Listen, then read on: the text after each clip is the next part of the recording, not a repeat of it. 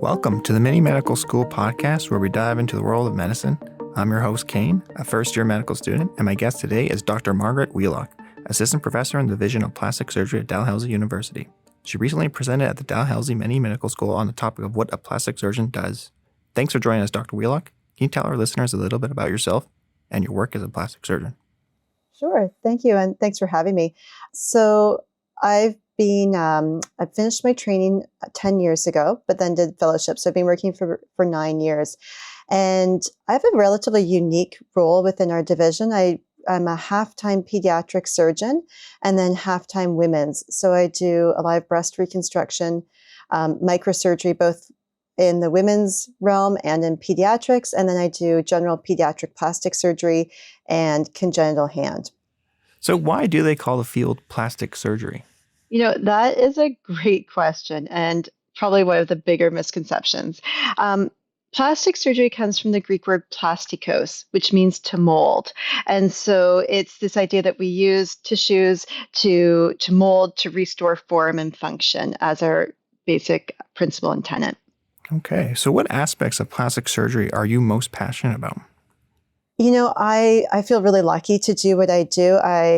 I enjoy the relationships that I get to develop with my patients, and the breast reconstruction allows me to do that. Oftentimes in plastic surgery, we're seeing a lot of people for short visits, but with the breast reconstruction, we really get to know the patient and develop a relationship. So that aspect really appeals to me. The kids is really fun because they have so much ability. And so in the realm of congenital hand, oftentimes these individuals would be born with hand differences that we would identify as having significant disability, but they find ways to use their hands and that we wouldn't think of to accomplish the skills that they want to accomplish. And I really find that so exciting and inspiring that there are these aspects of function that we wouldn't identify that they overcome. So those are probably the two things that I enjoy the most about my job as is right now. Yeah, that sounds really amazing. And I know there's a lot of experiences to pull from. Is there any one that is particularly memorable that had a profound impact on a patient's life and how it affected them? Yeah, I think probably one of the more memorable ones is a lip replantation that I did. It was an individual that had almost their whole lower lip bit off by a dog. And I was able to reattach it using microsurgery. The vessel that we reattached was so small, it was about 0.3 of a millimeter across. So it really, really tricky and technical. The interesting thing with it is, and what makes it so memorable, is that there's no vein at that size. So there was only an artery. So that means that blood could get into the lip segment, but it couldn't get out. So we actually had to use leeches, medical grade leeches, to get the blood out while the body developed and grew new veins. So that individual was in the hospital for about 10 days having leeches attached to their lower lip. While this healed, and they went on to do really well. And even the muscle of the lower lip actually renervated, which means that it grew new nerves essentially. So the muscle functioned down the road, which I didn't expect. So that really stood out. It was a really fun technical experience that restored this function that we can't restore well otherwise. Yeah, that's really amazing to hear. And often it's interesting to think how old science is still somehow being used in new and miraculous ways, such as the use of leeches there. Yeah, they come from Leech USA, so they're medical grade leeches. Okay. So what are common misconceptions and myths in plastic surgery that you deal with on a day-to-day basis? Oh, it's interesting. I think that there's a lot of misperceptions about what we do. Plastic surgery varies a lot depending on the country that you're in. And so in Canada, we have a really broad scope of practice. People often think of it as being more cosmetic. And we have a really large reconstruction or reconstructive component too. So obviously, I think it's important that there are plastic surgeons who do cosmetic surgery. People need to be able to go to someone reputable that they trust when they want those procedures done. But most of us practicing in the hospitals do majority of reconstruction work. So that's probably the biggest one. I think beyond that, we see a lot of times where people assume that we're not going to leave scars or that something's not invasive.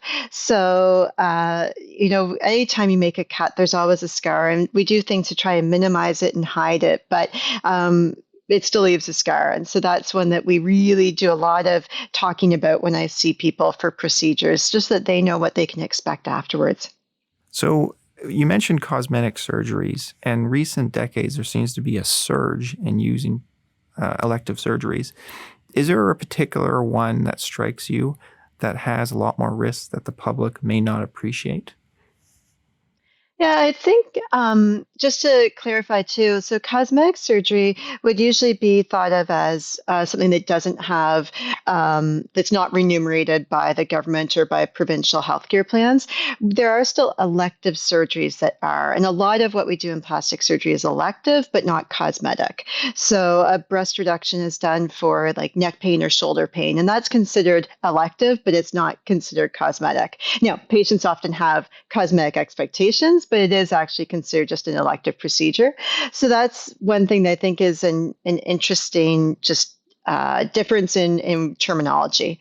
As far as risk and surgery, that's a really interesting question, interesting topic. And I have a few different thoughts on it. The first is with some of these cosmetic surgeries, the risks are actually quite high. So we've seen, or quite high is not totally fair, but the risks are maybe more than people would think. So we have seen a recent increase in people who are interested in the Brazilian butt lift. And that has the highest complications of any of the cosmetic surgeries, where you can actually potentially have fatal complications if there's a fat embolus, so basically fat that can get introduced into the blood vessels and go up to the lungs.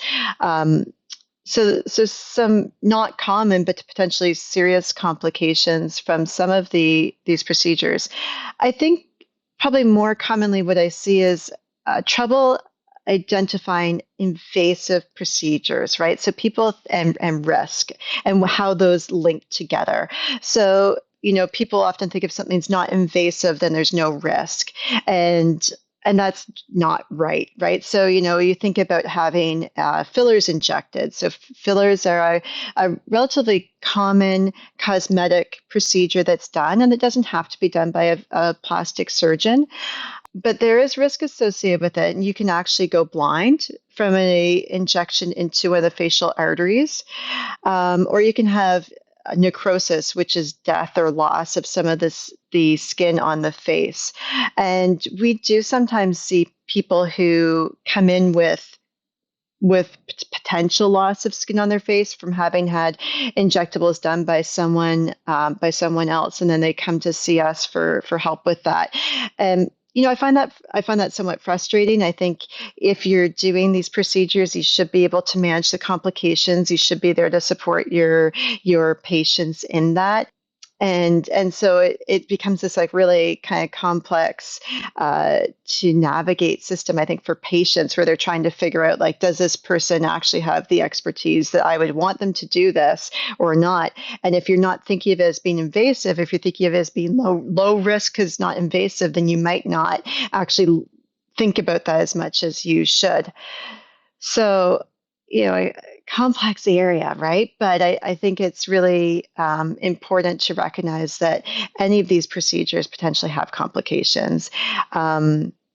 Obviously, some more than others, and it's being able for the individual who's thinking about to recognize what they are, and then make an informed decision for themselves.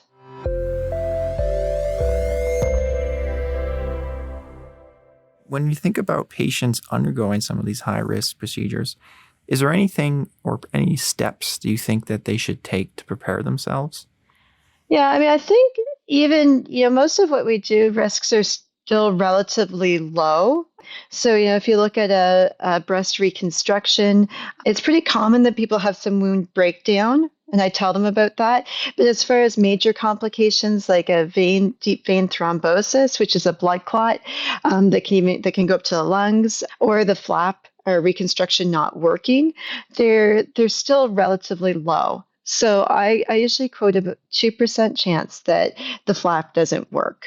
And in that case, it's not a threat to the individual's their life or their overall safety, but it is more trips to the operating room, and it's really disappointing for them. So thinking about these risks really depends on what risks you're looking at.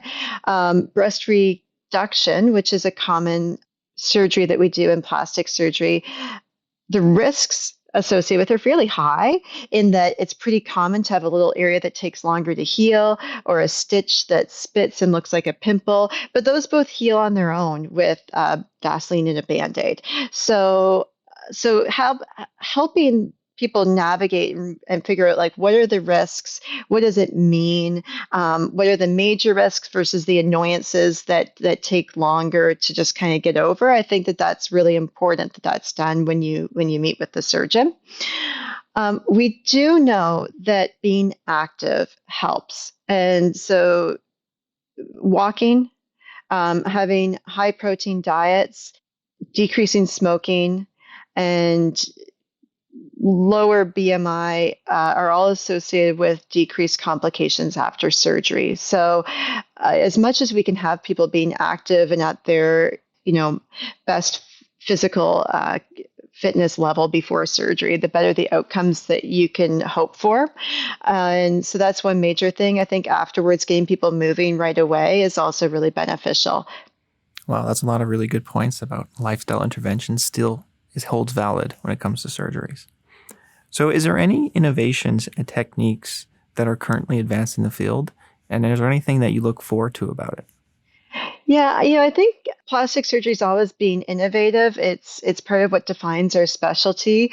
We are seeing more and more subspecialization, and so people having like niche areas of practice, and that I think also helps lead innovation. So, in our division here in Halifax now, we have a peripheral nerve surgeon who's been doing some really exciting work in the spinal cord injury group and on helping them get function back.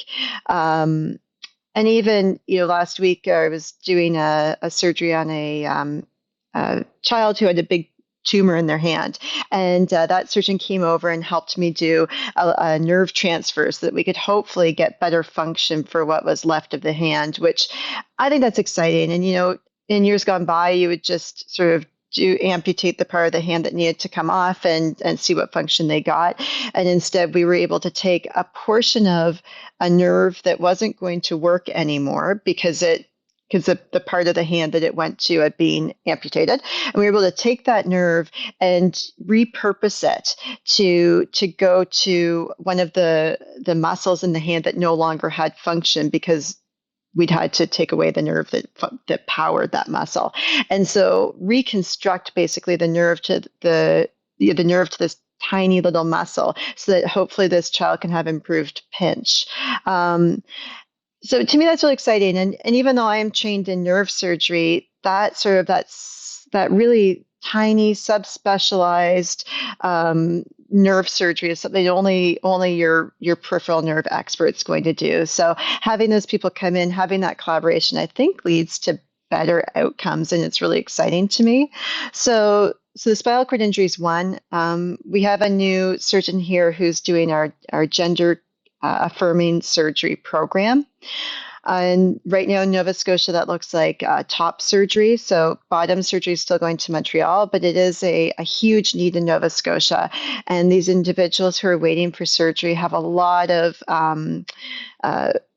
mental distress, anxiety, depression associated with their gender dysphoria. So having someone here who can see them, provide the surgery, and provide the follow-up is really exciting to me. And so that program is only really a year old and is still developing, but it is an exciting avenue. And then the other thing I talked a little bit about at mini med school was some of our advances in burn surgery. So we now have a specialized burn surgeon. And again, all plastic surgeons would do burn surgery, but when you have someone who has a real interest in it, what we've seen is that our outcomes have just gotten so much better and the care is more coordinated. And so he's using a lot of dermal substitutes. So the dermis is the strength layer of the skin. And when you have these like really large burns, sometimes we don't have enough skin left to skin graft from. And so he'll use these dermal substitutes to temporize to help keep the patient from getting too sick while we're able to skin graft these areas. So some real kind of neat advances in using new technologies and new techniques, and then keeping up with growth that we're seeing here in Nova Scotia. Yeah, that sounds really amazing how we're able to fill care gaps for a lot of the patients here. I know a lot of people ask about robotics in plastic surgery. Is there any indication that's becoming a reality anytime soon? We haven't seen it develop as much as you have in some other areas. A lot of what we do is quite open, so we tend to have sort of more superficial. So, like we're not deep in a cavity like general surgery or urology is, where they're deep in the pelvis or sort of within the abdomen. So it hasn't had the same indications for us, and hasn't really taken off the same way. But I'm sure that as the technology develops, it'll be exciting to see what happens. Excellent. So I have one more question here. So what advice would you give to a student interested in pursuing a career of medicine or plastic surgery? Well, I mean, I think that I'm really lucky to get to do what I do. I get to problem solve, and a lot of what we do has significant quality of life impacts for patients. So, one, I would say it's a great career, and it's really exciting and fun. Um, Plastic surgery tends to be a more competitive match process for candidates to get into, and I think it can be really intimidating. For me personally, I was like, well, there's no way I could match to plastic surgery, and I was lucky enough to have a mentor who was really encouraging, and because of that, I considered it and I went through the process, and I'm here today. So I would really encourage people to not just discount it because they didn't know that's what they wanted to do from day one. Developing relationships, so doing an elective early on, meeting some surgeons, seeing what it's like, seeing if it fits with your personality is a really great starting point. Having some research is generally important for medical students. We try and balance that, as there's lots of things that make people a good surgeon outside of just research. So we do try and balance having high expectations of research, but some research in plastic surgery is really helpful. So getting linked in early with an elective, meeting staff and residents, and starting on a project can be really helpful. But I really would encourage people to not discount it if you're later coming to plastic surgery and finding it be a great place for you. Yeah, it sounds like a very challenging but very rewarding field. Yeah, I'd agree.